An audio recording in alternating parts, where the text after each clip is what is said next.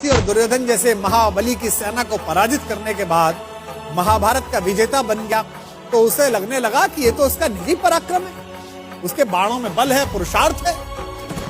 अर्जुन मन ही मन इस बात पर इठलाते हुए अपने रथ पर सवार होकर युद्ध भूमि से लौट रहा था। जब अपने शिविर के आखिर में पहुंच गए तो उसके रथ पर बैठे हुए मधुसूदन सारथी भगवान श्री कृष्ण ने कहा, पार्थ रथ से नीचे उतर जाओ।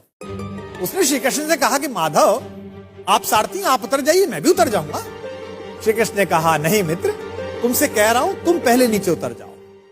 जब यह विवाद थोड़ा बढ़ा तो अर्जुन के ठीक पीछे खड़े हुए धर्मराज युधिष्ठिर ने कहा, द्वारिकाधीश अगर कोई बात कह रहे हैं तो उसमें कोई संकेत है। अर्जुन को कुछ समझ तो आया नहीं, भ्रकुटी पर ताव देकर थोड़े अनमने भाव से अर्जुन रथ से नीचे उतर गया। अर्जुन के नीचे उतरने के बाद सब लोग जाने लगे तो कृष्ण जैसे ही रथ के नीचे उतरे,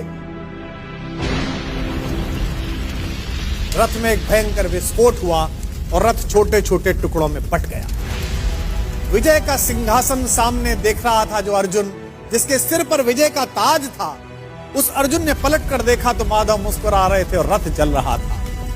अब उसे यह तो समझ में आ गया कि उसके सखा श्री कृष्ण ने उसे रथ से नीचे उतरने के लिए क्यों कहा और उसे विस्फोट का कारण अब भी समझ में नहीं आया था। अब उसने विनम्र भाव से अहंकार का तिरोहन करते हुए माधव से पूछा कि माधव यह क्या लीला है। कृष्ण ने मुस्कुराते हुए उत्तर दिया कि पार्थ, युद्ध के इस दौरान इस रथ पर कई दिव्य शक्तियों का प्रयोग हुआ। तुम पर जिन घातक अस्त्रों का प्रयोग हुआ उसका बचा हुआ असर भी इस रथ पर था जिस पर हम सवार थे, लेकिन वे सारे अस्त्र शस्त्र और वे घातक शक्तियां केवल इस कारण से काम नहीं कर रही थी कि मैं वहां उपस्थित था। अगर आज मैं इस रथ से तुमसे पहले उतर जाता अर्जुन, तो इस युद्ध को जीतने के बाद भी तुम जीवित ना हो।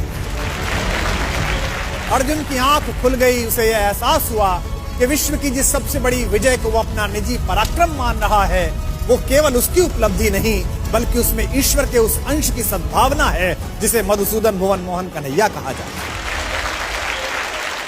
ये कथा ये बताती है कि सिद्धियों के मद में खुद को इतना शक्तिशाली मत समझो कि जिन्होंने हमें सिद्धियां दी हैं उन्हीं को आप आंखें दिखाने लगो। याद रखिएगा, आपकी प्रत्येक सफलता के पीछे कृष्ण जैसे ऐसे असंख्य लोग हैं जिनकी चुपचाप और अदृश्य शुभकामनाओं के कारण आप इस विजय रथ पर सवार हुए। जब भी आपको यह लगने लगे कि आपने ये ऐतिहासिक उपलब्धि स्वयं की बुद्धि शक्ति के कारण पाली है, तो बस उन लोगों के बारे में सोचिए जिनके सहयोग के बिना आपकी यात्रा इतनी आसान न हुई।